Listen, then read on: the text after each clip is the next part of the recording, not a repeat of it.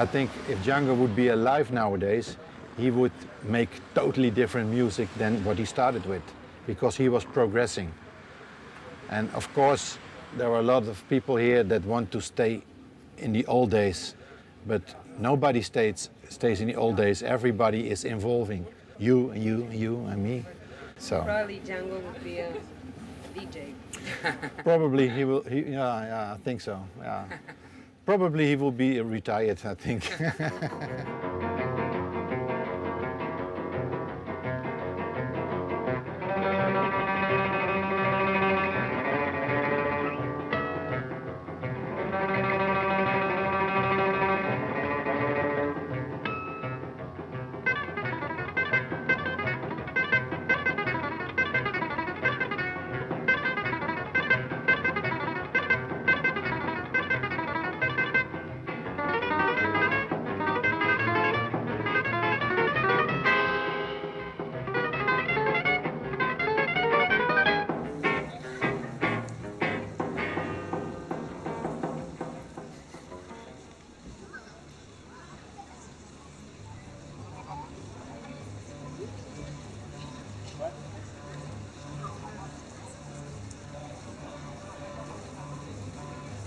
And the Django Reinhardt Festival is the spider in the whole gypsy jazz web. So everybody who loves this music will come to this festival. Because if you love Django Reinhardt, you have to be here. The whole day long you see people. I met a lot of people just sitting at my table, and they came by and carrying instruments, going from tent to tent to tent to tent. You meet a lot of people who are very open. They're into music, they're into meeting other people. If you know one person from a group, the group is easily joining you. It's like a mecca of guitarists and musicians. One from Austria, some from Belgium, England, Holland, France, Spain. Yeah. So we are one big family, like friends, and more friends we have here in France at this festival than I see in Holland, where I live.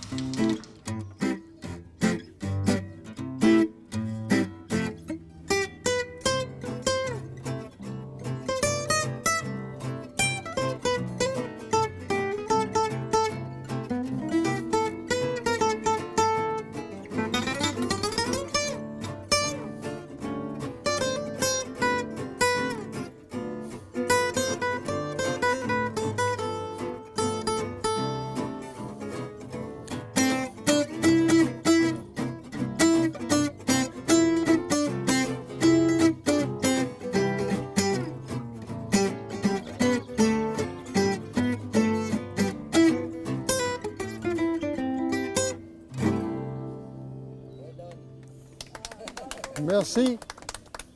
Merci beaucoup. I got into sort of 50s rockabilly and 40s swing. And through that started listening to Les Paul and heard about Les Paul kept referring to this guy called Django Reinhardt. And then I read an Eddie Cochran interview and he referred to this guy called Django Reinhardt. Then I listened to Chet Atkins and he was talking about Django Reinhardt. So I thought, who is this Django Reinhardt? Gipsy swing brings a fire to jazz, it brings the passion, it brings the human part back to it. It's a very special music style, and it's very, very hard to play because it's on acoustic guitars. So you need very good skills to play this style of music. 2 years ago I arrived with my guitar and I went to play and I was playing like this. Playing guitar very softly, very American with the Gypsies, and they said, you can play guitar, you can see you play guitar, but your technique is shit. You must take plectrum like this, clamp it, hand like this, and then play. And I was like, I went away 3 hours, I practiced and came back, and they said, you're willing to learn this style properly? I said, yes. So they sat down, they showed me some chords and some songs. So it's beautiful. Everyone gives, everyone tells. You know, folk that are more experienced tell the less experienced folk. So it's a beautiful place. Il y a des gens qui viennent, d'ailleurs qu'on ne voit pas spécialement sur le festival, on les voit que dans le camping. Par exemple à Saint-Mauro, il y a des gens, c'est vrai, j'ai jamais vu sur l'île, même avant. Ils sont là, ils vont à la pêche, ils viennent et ils font leur petit barbecue et ils jouent de la musique. Ils ne sont pas spécialement intéressés par les concerts. C'est le mode de vie gitan, on va dire, qui leur intéresse. Et c'est les gens, ils ne sont pas du tout gitans.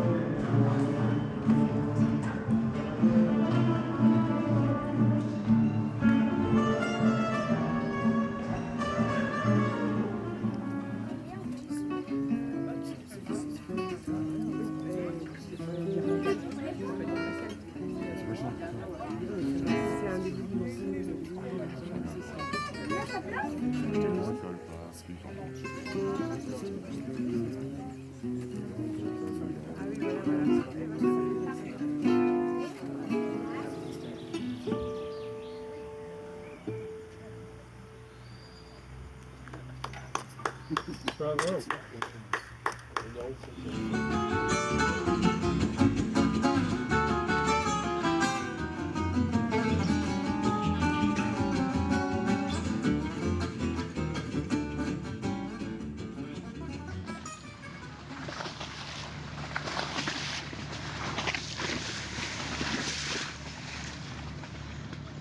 The island is for me a holy place.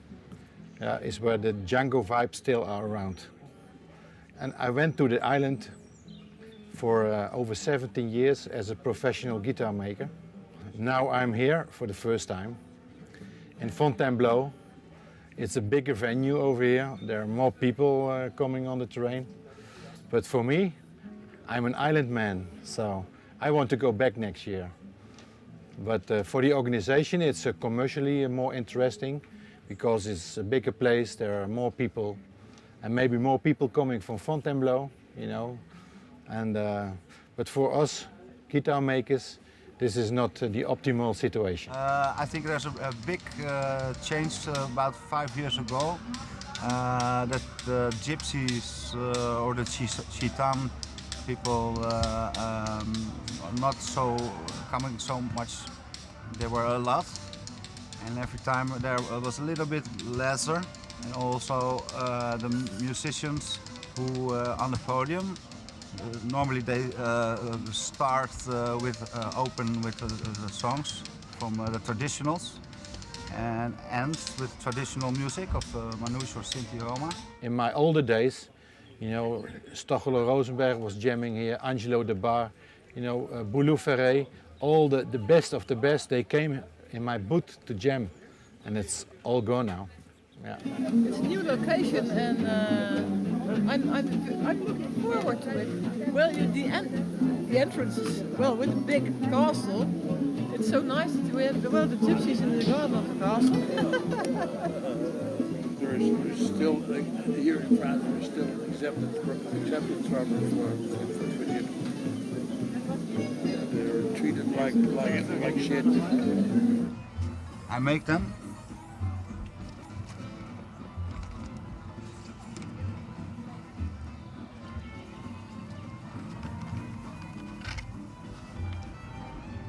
Looks like this, huh?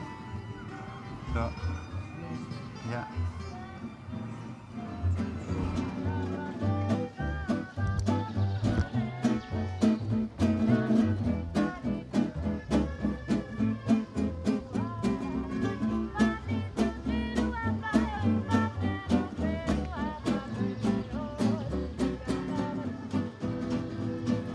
And over the years, programmation changed.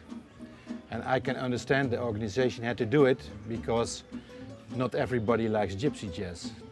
So they program disco, they program blues and modern jazz just to attract more people, to earn more money. So I understand that. But at the same time, the gypsies stayed at home because they were not interested in that kind of music. Yeah, I think the things are changing very much. And also the commercial reasons are higher than the romantic reasons. And that's also a shame for me because I'm a very romantic man.